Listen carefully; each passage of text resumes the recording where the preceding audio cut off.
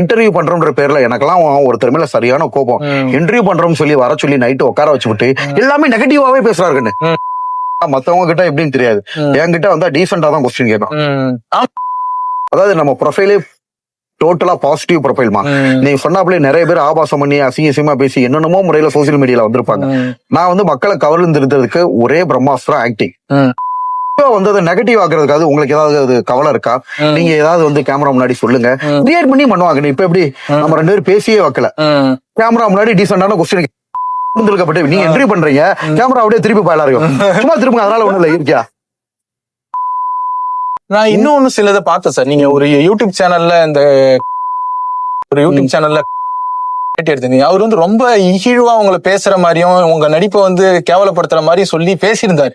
So அத பத்தி நீங்க என்ன நினைக்கிறீங்க? இந்த மாதிரி பேசுறது வந்து கரெக்டா இல்ல இதனாலதான் நீங்க ரீச் ஆவறீங்களா? அதெல்லாம் தப்பு. அந்த மாதிரி நீங்க அதுல அந்த பேட்டி நீங்க கொடுத்திருப்பீங்கன்னு நினைக்கிறேன். ஆக்சுவலா அவர் ஆங்கர்னு எனக்கு தெரியாது, அவர் யாரு ஆங்கர்னு எனக்கு தெரியாது. திடீர்னு அவங்க ஆக்சுவலா அந்த மாதிரி காமிச்சாங்க. நான் ஆனா எல்லாருக்குமே ஒரு கட்டுப்பாடு போட்டுருக்கேன். என்ன ரீசன்னா மத்தவங்க கிட்ட எப்படின்னு தெரியாது, என்கிட்ட வந்தா டீசெண்டா தான் கொஸ்டின் கேட்கும். ஆமா, நடிப்புலயும் சரி நான் பாத்துருக்கேன் சார். ஒரு சில பேர் வந்து இந்த டபுள் மீனிங் வார்த்தைகள் பேசியோ கண்ணா புண்ணான ஒரு இதை போட்டோ அந்த மாதிரி பண்ணிட்டு இருக்காங்க. நீங்க இது வரைக்குமே வந்து நடிப்பை வச்சு வந்து கண்ணா பண்ணான்னு பேசினது அவர்கிட்டயுமே நான் என்ன சொல்லிட்டேன், இவர் தான் ஆங்கர் முதலே சொன்னா வேணாம் சொல்லிடுவாருன்னு அவங்களுக்கு தெரியும். அதனாலதான் அவங்க காமிச்சாங்க. காமிச்சதுக்கு அப்புறம் என்னன்னா அவன் சின்ன பையன் தானே பாவம் வந்திருக்கான். அப்ப நான் என்ன சொன்னேன் அப்படின்னு பாத்தீங்கன்னா சொல்லிட்டேன், எப்ப டபுள் மீனிங் எதுவும் வராது, அசிங்க வார்த்தை வரக்கூடாது. அப்ப இவர்கிட்ட வேற எது மாதிரி கேட்கலாம். அவங்க நிறைய பேரு கண்ணு 100% இன்டர்வியூ எடுத்திருக்காங்க, அது 20% சீக்கிரமே ஒரு வந்துட்டாரு அப்படின்னு சொல்லிட்டு இந்த மாதிரி ஏதாவது ஒரு அதாவது இன்டென்ஷனாவே கொஸ்டின் கேட்பாங்க. நிறைய பேர் வந்து உங்க நடிப்பை வந்து ஒரு காமெடியா நினைச்சிட்டு கொஸ்டின் கேட்கறாங்க. காமெடி இல்ல கண்ணு, அந்த லெவல்ல நம்ம ரீச் ஆக முடியலன்ற ஒரு எண்ணம். உங்களை மாதிரி வர முடியலையே. இவர் என்னடா நம்ம ரொம்ப வருஷமா இருக்கோம், இவன் வந்து கொஞ்ச நாள்ல வந்து இவ்வளவு அட்டிச்சுக்கு தூள் கிளம்பி வந்துட்டாரு அப்படின்ற ஒரு எண்ணம் இருக்கும். அந்த எண்ணத்துல வந்து என்னை 100% கொஸ்டின் இன்டர்வியூ பண்றாங்கன்னா அதுல வந்து 20% பேர் இந்த மாதிரி போட்டிகள் பொறாமையில் இருக்க தெரியும். இப்பெல்லாம் அந்த மாதிரி என்ன பண்றேன்னா நிறைய பேர் அப்படித்தாங்க. இன்டர்வியூ பண்றோம்ன்ற பேர்ல எனக்கெல்லாம் ஒருத்தர் மேல சரியான கோபம். இன்டர்வியூ பண்றோம்னு சொல்லி வர சொல்லி நைட்டு உட்கார வச்சு விட்டு எல்லாமே நெகட்டிவாவே பேசுறாருன்னு சரியான கடுப்பாயிட்டேன். ஆஃப் இன்டர்வியூ வேணாம் கேன்சல் பண்ணிட்டு போயிட்டேன், திட்டி விட்டு வந்துட்டேன். ஓகேங்களா, யாரை கேட்டுக்கணும் வந்திருக்கேன். நம்ம ஃபுல் அதாவது நம்ம ப்ரொஃபைலே டோட்டலா பாசிட்டிவ் ப்ரொஃபைல்மா. நீங்க சொன்னாப்ல நிறைய பேர் ஆபாசம் பண்ணி அசிங்கமா பேசி என்னென்னமோ முறையில சோசியல் மீடியால வந்திருப்பாங்க. நான் வந்து மக்களை கவர்ந்திருந்ததுக்கு ஒரே பிரம்மாஸ்திரம் ஆக்டிங்.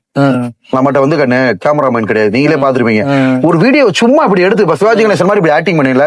இது நீங்க உங்க சேனல்ல போனீங்கன்னா மில்லியன் வியூஸ் போகும். இது வந்து நம்ம என்னன்னா பெருசா நம்ம பண்ணல. நம்ம இருக்க நான் வந்து பாத்தீங்கன்னா வெறும் சாதாரண ஒரு 10,000 ரூபாய் போன்ல வீடியோ எடுத்துதான் எல்லாமே போட்டுக்கிட்டு நம்மகிட்ட பெருசா 10,000 ரூபாய் போனுக்கு.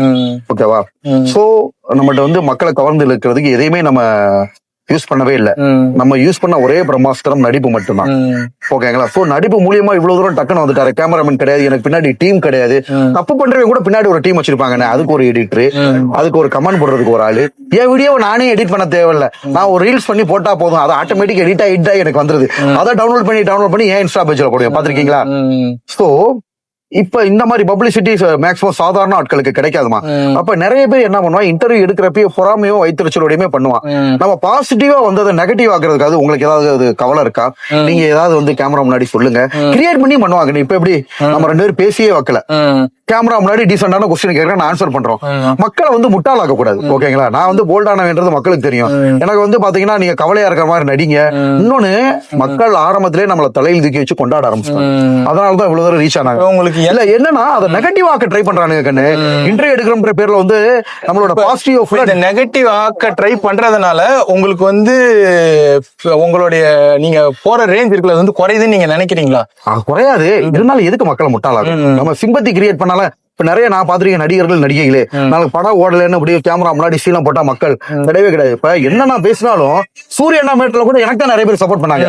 நீங்களே பாத்துருப்பீங்க. முத கொண்டு மச்சான் கான்ஃபிடன்டா பாருங்க, மத்தவன் பேசினா வேற விதமா கொண்டு போயிருப்பானுங்க. மக்கள் சப்போர்ட் இருக்கனால யாரும் எந்த நடிகர் மக்களை ஏமாத்துறது எந்த விதத்துல ஆயங்க. கண்டிப்பா படம் நடிக்கிறது வேற, நேர்காணல் இன்டர்வியூ வர வச்சுட்டு எனக்கு கவலையா இருக்குன்னு சொல்லி நடிக்க முடியுமா? அது மட்டும் இல்ல, பாசிட்டிவ் ப்ரொஃபைல் நெகட்டிவ் ஆகுற மாதிரி அது வேணாம். நம்மளோட இயற்கையான இதுவே பாசிட்டிவ் தான், அதே நம்ம நெகட்டிவ் ஆகுது ட்ரை பண்றாங்க. இன்டர்வியூ சொல்லி உட்கார வச்சுட்டு என்ன சொல்றான், எல்லாரும் உங்களை ஓட்டுறாங்க, மக்கள் வந்து தலையில தூக்கி வச்சு கொண்டாட ஆரம்பிச்சிட்டாங்க. அவன் ஊரா சீஃப் கெஸ்டா கொடுக்குறான், இது பண்றான் தான். பாருங்க யங்ஸ்டர்ஸ் தம்பிங்க எல்லாம் இவ்வளவு பேர் உட்காந்து நீங்க இன்டர்வியூ எடுத்துக்கிட்டு இருக்கீங்க, அவங்களுக்கு எல்லாம் பொழுதுபோக்கு இல்லாம வந்து உட்காந்துட்டு இருக்காங்க. அவங்க மனசால கவர்ந்துருக்கப்பட்டு நீங்க இன்டர்வியூ பண்றீங்க, கேமரா அப்படியே திருப்பி போயலாம் இருக்கும், சும்மா திரும்ப, அதனால ஒண்ணும் இல்ல, இயற்கையா. ஓகேங்களா? நம்ம இன்டர்வியூ பண்ணிட்டு இருக்கோம், பப்ளிக் பிளேஸ்ல இருக்கோம், ஓடியாராங்க.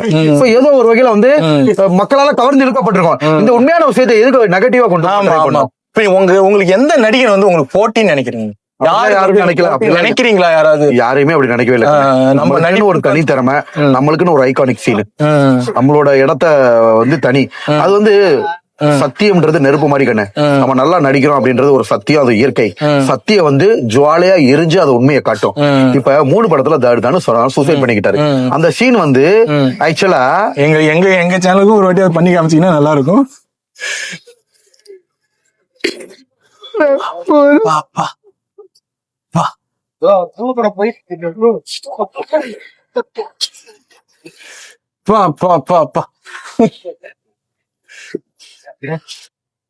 ஐயோ ஐயோ ஐயோ ஐயோ.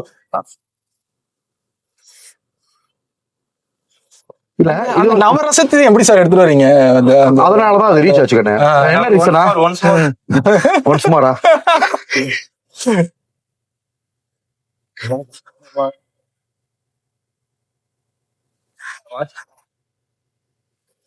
அதாவது இது எல்லாமே வந்து அதாவது கண்ணு, ஒரு கஷ்டமான சீனை பெர்ஃபார்ம் பண்றப்ப ஆடியன்ஸ் கிட்ட 3 டைப்பா கிரியேட் ஆகும். சிரிப்பாங்க, ஒரு குரூப் காமெடி எடுத்துக்கிறோம், ஒரு குரூப் அந்த பிஜிஎமோட பாக்குறப்ப உள்ளுக்கு லவ் ஃபீலிங் வரும், அழுவாங்க. ஒரு குரூப் வந்து என்ன பாடுறா எப்படிடா நடிக்கிறானோ ஆக்ஷனை பார்ப்பாங்க, ரொமான்டிக் அதாவது லவ் மூட்ல ஒரு பார்ப்பான். ஒரு குரூப் காமெடியா பார்ப்பான். இந்த இப்ப இவர மாதிரி யங்ஸ்டர்ஸ்னா அதை காமெடியா பார்ப்பாங்க, சின்ன பசங்க. ஓகேங்களா? இப்ப விஜய் சேதுபதி சார் பையன் காமெடி அப்படின்னு இப்படி பண்ணாரு, ஆக்சுவலா அது காமெடி கிடையாது. அந்த சீன் வந்து நான் பண்றப்ப நிறைய பேர் கண்ணுல இருந்து தண்ணி வந்திருக்கு. நிறைய காலேஜ் ஸ்டூடெண்ட்ஸ் எனக்கு பண்ண மெசேஜ், மக்கள் தீர்ப்பே மகேசன் தீர்ப்பு. எனக்கு அந்த ஆக்சுவலா நடிப்பு அரக்கன்ற பட்டம் கொடுத்தது நிறைய பெண்கள் தான். ஃபர்ஸ்ட் ஒரு மெடிக்கல் காலேஜ் பொண்ணு தான் எனக்கு இந்த கமெண்ட் பண்ணுச்சு. அதுக்கப்புறம் ஓவராலா எனக்கு வந்து இந்த டெர்மினாலஜி எல்லாம் எனக்கு தெரியாது. சோ அந்த மாதிரி பொண்ணுங்களை என்ன பண்ணுவாங்க, அது பிஜிஎமோட பாக்குறப்ப லவ்வா எடுத்துக்குவாங்க. இப்ப விஜய் சேதுபதி சார் பையன்லாம் ஆனா 10th கொஞ்சம் சின்ன பையனா தான் இருக்கும், அவங்களுக்கு வந்து ரொம்ப இந்த லவ் ஃபீலிங் அந்த மாதிரி இருக்காது. அது வந்து அது ஒரு காமெடி சேனல் இப்படி பண்றது. அவங்க ஒரு குரூப் ஆடியன்ஸ் காமெடி எடுத்துக்கிறோம், ஒரு குரூப் அது ரொமான்ஸ் எடுப்பேன், இன்னொரு குரூப் ஆக்ஷன். உண்மையிலே அது ஆக்ஷன் பிளஸ் ஃபீல் தான், ஆக்ஷன் தான் அது. அப்படி பாப்பாங்க. இது ஒரு பெரிய ஹீரோ அன்னியன்ல இவர் பண்ணாரு இல்லையா, அன்னியன்ல கண்ணு தியேட்டர்ல பிரகாஷ் ராஜ் சாருக்கும் விக்ரம் சாருக்கும் சீனு. அந்த சீன்ல அவர் பண்ணது கஷ்டமான சீன், அவரே அது கஷ்டப்பட்டாரு. எத்தனை டேக் எடுத்தாரோ, தனுஷ் வந்து தனுஷனா 7 டேக் தனுஷனா சிங்கிள் டேக்ல அலர்வான்ல யாரா இவன் எங்கடா இருந்த டைரக்டர் அப்படிதான் பாக்குறாங்க, எங்கடா இருந்த அந்த நடிகர் இவ்வளவு நாள எங்க தல நீ போன. அதே மாதிரிதான் அந்த இது அது ஒரு பக்கம்.